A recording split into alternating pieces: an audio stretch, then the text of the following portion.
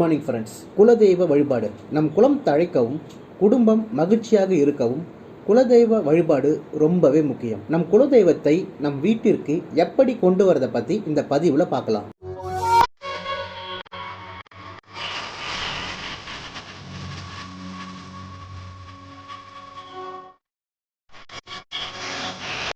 இந்த வழிபாட்டை நம்ம ஏன் பண்ணுறோன்னா, எந்த ஒரு தீய சக்தியும், அதாவது நெகட்டிவ் எனர்ஜி நம்ம வீட்டிற்கு வராமல் தடுக்கவும், நம்ம குலதெய்வத்தோட பூரண அருள் கிடைக்கவும் இந்த வழிபாட்டை பண்ணுறோம்.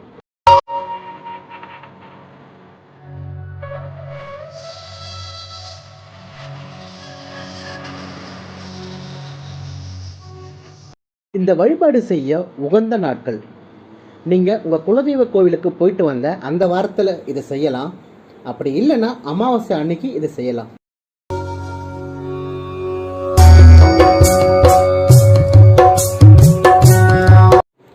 இந்த வழிபாடு செய்ய தேவையான பொருட்களை இப்போ நம்ம பார்க்கலாம். ஃபஸ்ட்டு பார்த்திங்கன்னா மஞ்சள், அது வந்து பார்த்திங்கன்னா விரலி மஞ்சள், அதுக்கப்புறம் குங்குமம், விபூதி, சாம்பிராணி, கரித்துண்டு, சந்தனம். இந்த வழிபாட்டுக்கு இன்னொரு பொருள் முக்கியமாக தேவை. அது வந்து பார்த்திங்கன்னா மண் தேவை. மண் வச்சு தான் நம்ம இந்த வழிபாட்டை பண்ணணும். ஸோ இப்போ நம்ம போய்ட்டு மண் போய் எடுத்துகிட்டு வரலாம். அது எப்படி எடுத்துகிட்டு வரணும், எங்கேருந்து எடுத்துகிட்டு வரதை பற்றி நம்ம பார்க்கலாம். வாங்க ஃப்ரெண்ட்ஸ், இப்போ அந்த மண்ணை எடுக்க நம்ம போகலாம். இதுக்கு வந்து இந்த தேவையான பொருட்கள் வந்து பார்த்திங்கன்னா மண் ரொம்பவே முக்கியம். இந்த மண் வந்து பார்த்திங்கன்னா எங்கேருந்து எடுக்கலான்னா, நம்ம இப்போ ஓன் ஹவுஸ் இருக்குது, கார்டன் இருக்குன்னா அங்கேருந்து எடுத்துக்கலாம். இல்லை கோவிலுக்கு நீங்கள் போகிறீங்க, அந்த கோவிலாண்ட மண் இருக்குன்னா அந்த மண் எடுத்துக்கலாம். அப்படி இல்லைன்னா இப்போ ஃப்ளாட்டில் இருக்கிறவங்க எப்படி மண் எடுக்கணும்னா, அந்த காம்பவுண்டுக்குள்ளே இருந்து தான் மண் எடுக்கணும். இப்போ பார்த்தீங்கன்னா இங்கே ஃப்ளாட் இருக்குல்ல, ஸோ நம்ம வீட்டிலேருந்து வெளியே வந்து போயிட்டு மண் எடுக்கக்கூடாது. நம்ம அந்த காம்பவுண்டை தாண்டி போயிட்டு மண் எடுக்கக்கூடாது. பார்த்திங்கன்னா காம்பவுண்ட் இருக்குது, ஸோ இந்த கேட்டுக்கு வெளியே போயிட்டு நம்ம மண் எடுக்கக்கூடாது. ஓகேங்களா, ஃப்ளாட்டில் இருக்கிறவங்க. ஸோ இந்த கேட்டுக்குள்ளேயே எங்கேயாச்சும் மண் இருக்கான்னு பார்க்கணும். ஸோ நம்ம பார்த்துட்டே இருக்கோம், கேட்டுக்குள்ளே மண் இருக்கான்னு பார்க்குறோம். ஒரு ஐடியா கிடச்சிடுச்சு, கேட்டுக்குள்ளே எங்கேயும் மண் இல்லை. ஸோ அதனால் வந்து பார்த்திங்கன்னா இந்த மாதிரி செடிகளில் வந்து பார்த்திங்கன்னா மண் தொட்டி இருக்கும், அதில் வந்து மண் இருந்தால் அந்த மண்ணை நீங்கள் தாராளமாக எடுத்துக்கலாம். ஸோ கொஞ்சமாக நான் இப்போ மண் எடுத்துக்கிறேன். இதே வந்து தனி வீடு, இண்டிவிஜுவல் வீடு இருக்கிறவங்க என்ன பண்ணலான்னா, அங்கே உங்களுக்கு தோட்டம் மாதிரி அதெல்லாம் இருந்ததுன்னா அந்த தோட்டத்தில் இருக்கிற மண்ணை எடுத்துக்கலாம். இல்லை அந்த காம்பவுண்டுக்குள்ளே இருக்கிற மண்ணை எடுத்துக்கலாம். அதுவும் இல்லை, சில பேர் இப்போ கோவிலுக்கு நீங்கள் குலதெய்வ கோவிலுக்கு போகிறீங்கன்னா, அந்த குலதெய்வ கோவிலுக்கு அந்த கோவிலாண்ட இருக்கிற மண்ணை நீங்கள் எடுத்துக்கலாம். ஸோ அந்த மண்ணையே நீங்கள் எடுத்து இதுக்கு பயன்படுத்தலாம். வேறு எங்கேயுமே மண் எடுக்கக்கூடாது. வெளியே ரோட்டில் இருந்துலாம் போய் மண் எடுக்கக்கூடாது. சரி வாங்க, இப்போ நம்ம அடுத்து என்ன பண்ணுறதுன்னு பார்க்கலாம்.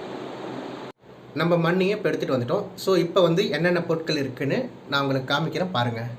மஞ்சள், இது வந்து பார்த்திங்கன்னா மஞ்சள் வந்து பார்த்திங்கன்னா விரலி மஞ்சள் தான் எடுக்கணும். ஸோ இந்த விரலி மஞ்சள் வந்து பார்த்திங்கன்னா ஒரு மஞ்சள் வைக்கலாம், அப்படி இல்லை 3 மஞ்சள் வைக்கலாம். 2லாம் வைக்கக்கூடாது. ஒரு மஞ்சள் வைக்கலாம், இல்லை சின்னதாக இருக்குது உங்களுக்கு மஞ்சள்னா 3 மஞ்சளாக வைக்கலாம். 2 மஞ்சள் வைக்கக்கூடாது. இந்த ஒற்றைப்படையில் தான் இந்த மஞ்சள் வந்து வைக்கணும். அதுவும் விரலி மஞ்சள் தான் வைக்கணும். அடுத்தது குங்குமம், அடுத்தது விபூதி, அடுத்து சாம்பிராணி. இந்த சாம்பிராணி வந்து பார்த்திங்கன்னா பவுடர் சாம்பிராணி தான் நம்ம யூஸ் பண்ணணும். இந்த கம்ப்யூட்டர் சாம்பிராணியை நம்ம பயன்படுத்தக்கூடாது. நான் இந்த நாட்டு மருந்து கடையில் கேட்டால் கிடைக்கும். இந்த சாம்பிராணி பவுடர் சாம்பிராணி தான் நம்ம பயன்படுத்தணும். அந்த கம்ப்யூட்டர் சாம்பிராணியெலாம் பயன்படுத்தக்கூடாது. அதுக்கப்புறமா கரித்துண்டு. இந்த கரித்துண்டு வந்து பார்த்திங்கன்னா வீட்லேயே ரெடி பண்ணிக்கோங்க. இந்த கரித்துண்டை வீட்லேயே, இப்போ கிராமங்கள்லாம் பார்த்திங்கன்னா வீட்டில் கரித்துண்டு கிடைக்கும், அதை பயன்படுத்திங்க. அப்படி சிட்டியில் இருக்கிறவங்க கரித்துண்டு கிடைக்கல அப்படின்னும் போது கரித்துண்டை வாங்கிக்கோங்க. அப்படி இல்லைனா சாம்பிராணி பார்க்க போகிறதுக்கு தேங்காய் சிரடை வந்து பயன்படுத்துவோம். ஸோ அதை எரித்து அதிலேருந்து வர கரித்துண்டை பயன்படுத்தலாம். அதுக்கப்புறம் வந்து நம்ம வீட்டுக்குள்ளேயே இருந்து எடுத்துகிட்டு வந்த மண் வந்து சும்மா கொஞ்சம் இருந்தால் போதும். அதுக்கப்புறம் சந்தனத்தை இந்த மாதிரி நல்லா பவுடர் பண்ணிக்கோங்க. பவுடர் பண்ணி தான் நம்ம பயன்படுத்தணும். அப்படியே முழு சந்தனத்தை நம்ம பயன்படுத்தக்கூடாது. ஸோ மொத்த தேவையான பொருட்கள் வந்து நம்ம பார்த்துட்டோம். இதுக்கப்புறம் இதை எப்படி பண்ணுறதுன்னு சொல்லி பார்க்கலாம். ஃபஸ்ட்டு ஒரு சிகப்பு துணி எடுக்கணும். இந்த மாதிரி சிகப்பு கலரில் ஒரு துணி எடுத்துங்க சின்னதாக. நிறைய பேர் வந்து பார்த்திங்கன்னா மஞ்சள் கலர் துணியை பயன்படுத்தலாமா அப்படின்னு கேட்பாங்க. சில பேர் வந்து கருப்பு துணியை பயன்படுத்தலாமான்னு கேட்பாங்க. சில பேர் வெள்ளை கலர் துணியை பயன்படுத்தலாமான்னு கேட்பாங்க. அது மாதிரி எந்த கலரும் பயன்படுத்தக்கூடாது. இந்த வழிபாட்டுக்கு வந்து பார்த்திங்கன்னா சிகப்பு கலர் துணியை மட்டும்தான் பயன்படுத்தணும்.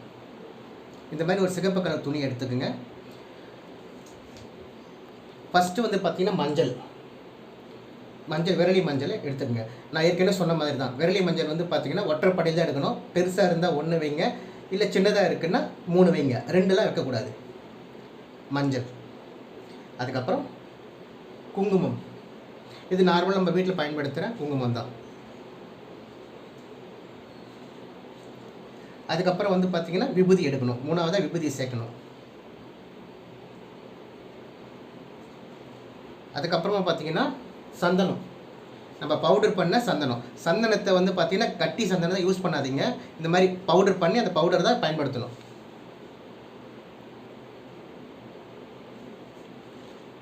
அதுக்கப்புறம் வந்து பார்த்திங்கன்னா சாம்பிராணி அப்படி தான். இந்த கம்ப்யூட்டர் சாம்பிராணியில் பயன்படுத்தவே கூடாது. இந்த மாதிரி நம்ம பொடி சாம்பிராணி, தூள் சாம்பிராணி தான் நம்ம பயன்படுத்தணும். இது நாட்டு மருந்து கடையில் இப்போ நிறைய கடையில் இது மாதிரி கிடைக்குது.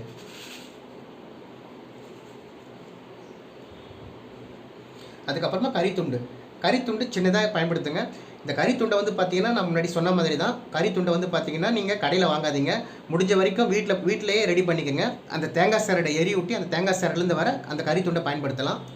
கிராமங்களில் இருக்கிறவங்க இதை மாதிரி கறித்துண்டை எடுத்து பயன்படுத்தலாம். அதுக்கப்புறம் பார்த்திங்கன்னா நம்ம எடுத்துகிட்டு வந்த மணல். இந்த மண் வந்து பார்த்திங்கன்னா நான் ஏற்கனவே சொன்ன மாதிரி இதை எப்படி எடுக்கணும், எங்கேருந்து எடுக்கணும்னு ஏற்கனவே நான் உங்களுக்கு சொல்லியிருப்பேன். ஸோ அந்த மாதிரி தான் எடுக்கணும். நம்ம காம்பவுண்டுக்கு வெளியே இருக்கிற மண்ணை பயன்படுத்தவே கூடாது. நம்ம இப்போ எல்லா தேவையான பொருட்கள்லாம் எடுத்து வச்சிட்டோம். இப்போ வந்து இது வந்து ஒரு மூட்டை மாதிரி எப்படி பண்ணிக்கணும்னு பாருங்கள்.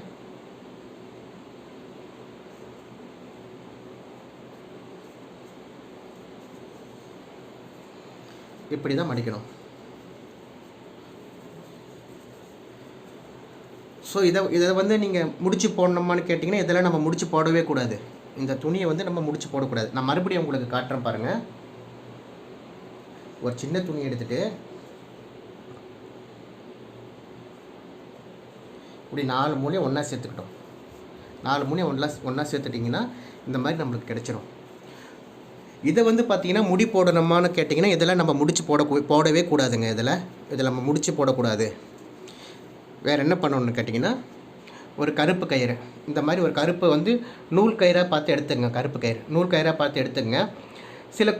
சில பேர் வந்து பார்த்திங்கன்னா கருப்பை பயன்படுத்த மாட்டான் அப்படின்னு சொல்லுவாங்க. சில பேர் வந்து அவங்க குலதெய்வத்துக்கு வந்து கருப்பு ஒத்துக்காது அப்படின்னு சொல்லுவாங்க.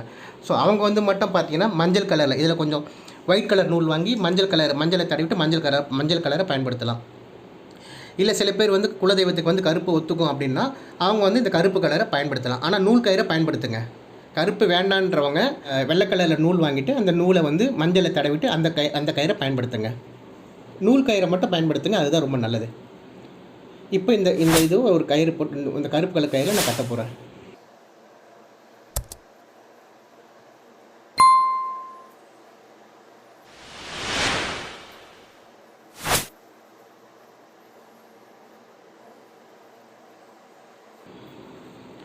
இந்த மாதிரி ஒரு 3 முடிச்சு போட்டுங்க. நல்லா இந்த மாதிரி முடிச்சு போட்டு எடுத்ததுக்கப்புறமா இதை நம்ம வாசப்படியில் கட்டணும். நம்ம நில வாசப்படின்னு சொல்கிறோம்ல, அந்த நில வாசப்படியில் கட்டணும். அது எப்படி கட்டுறதுன்னு இப்போ நம்ம பார்க்கலாம்.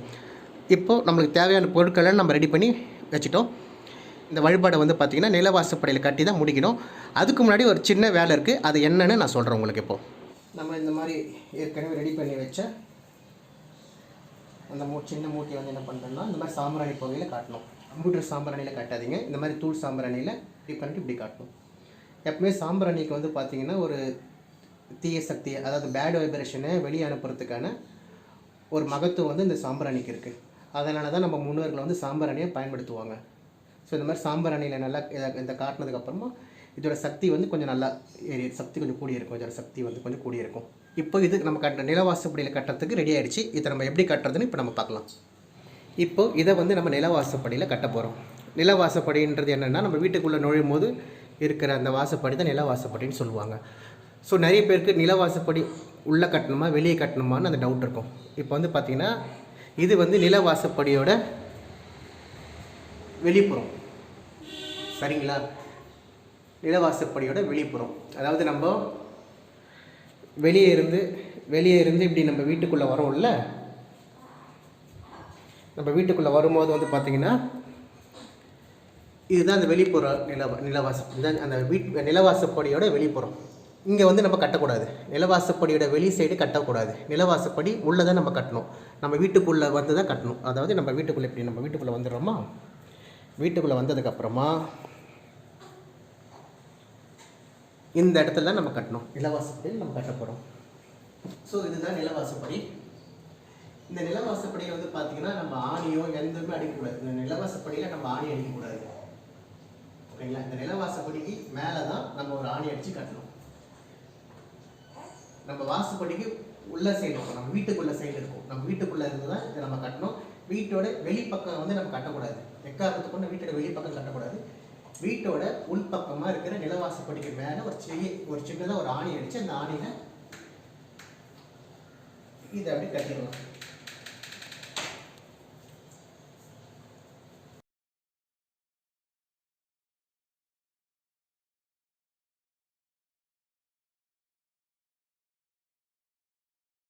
இப்படி வந்து கட்டிடலாம். இப்படி கட்டுறதால நம்ம குலதெய்வம் நம்ம வீட்டுக்குள்ளே வருவாங்க, அவங்களோட அருள் நம்ம வீட்டுக்குள்ளே இருக்கும். வீட்டில் இருக்கிற எந்த ஒரு தீய சக்தியாக இருந்தாலும் சரி, பேட் வைப்ரேஷனும் வெளியில் போயிடும். நீங்கள் இந்த வழிபாட்டை செஞ்சு ஒரு மாதத்துக்குள்ளே கட்டாயமாக ஒரு நல்ல வைப்ரேஷனை, ஒரு குட் வைப்ரேஷனை உணருவீங்க. இல்லை உங்கள் வீட்டில் ஏதாச்சும் ஒரு நல்ல காரியம் நடக்கலாம், சுப காரியம் நடக்கலாம், இல்லை உங்களுக்கே அது ஒரு மாற்றங்கள் தெரியும், ஒரு நல்ல வைப்ரேஷனை வந்து நீங்கள் ஃபீல் பண்ணுவீங்க, டெஃபினட்டாக ஃபீல் பண்ணுவீங்க. ஸோ இது நிலவாசப்படி. இந்த நிலவாசப்படிக்கு மேலே ஒரு சின்ன ஆணி அடித்து இந்த ஆணியில் வந்து நம்ம கட்டிட்டோம். இதுக்கு என்ன பண்ணணும்னா, மாதத்துக்கு ஒரு முறையாச்சும் தீபாராதனை காட்டும் போது இதுக்கு தீபாராதனை காட்டணும். சாம்பிராணி வீட்டில் போட்டிங்கன்னா சாம்பிராணியும் இதுக்கு காமிக்கணும். ஸோ இந்த மாதிரி வழிபாடு நீங்கள் பண்ணிங்கன்னா பண்ண ஒரு மாதத்துலேயே நல்ல பலன் கட்டாயமாக கிடைக்கும். உங்களுக்கு நல்ல வைப்ரேஷனை உணர்வீங்க. வீட்டில் ஏதாச்சும் ஒரு பேட் வைப்ரேஷனோ ஒரு கெட்ட சக்தி இருந்தாலும் அது இது இந்த வழிபாட்டை நீங்கள் செஞ்ச ஒரு வாரத்துக்குள்ளே அந்த பேட் வைப்ரேஷன் எல்லாமே வெளியில் போயிடும். வீட்டுக்குள்ளே எந்த ஒரு பேட் வைப்ரேஷனோ எந்த ஒரு தீய சக்தியுமே இருக்காது. முழுக்க நல்ல சக்தி மட்டும்தான் வீட்டுக்கு வரும். அது இல்லாமல் குலதெய்வத்தோட அருள் வந்து முழுமையாக நம்மளுக்கு கிடைக்கும். வழிபாட்டை பண்ணுங்கள், நல்ல பலன் கிடைக்கும். மீண்டும் இன்னொரு பதிவில் உங்களை சந்திக்கிறேன். நன்றி, வணக்கம்.